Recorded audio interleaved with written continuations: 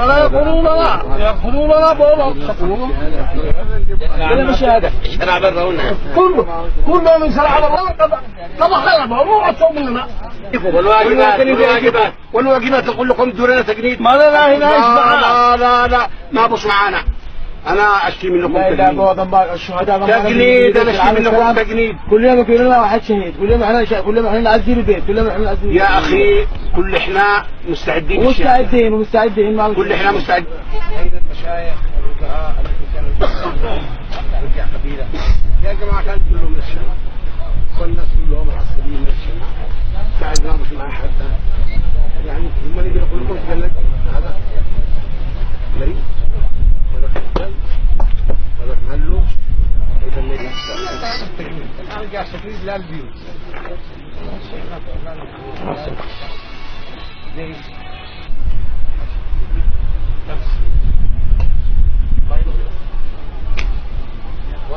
مرحلة استثنائية حملوا مسؤوليتكم ولا أنا بدي بكرة مدير دخلكم يدفعوا للمحاضر ما كان في مديرية إلا ويدفعوا على المحاضر واليوم يعني كلنا نمكن المدير التحسين الضرائب المدري أين هي الضرائب؟ فينا ما بوش ريال واحد العائق كله أوقدنا طوبة وأوقدنا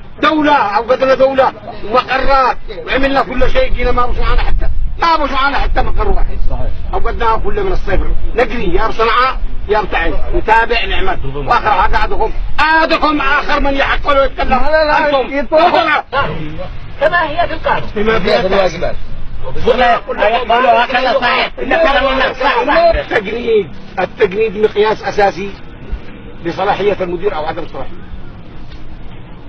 مش تجنيد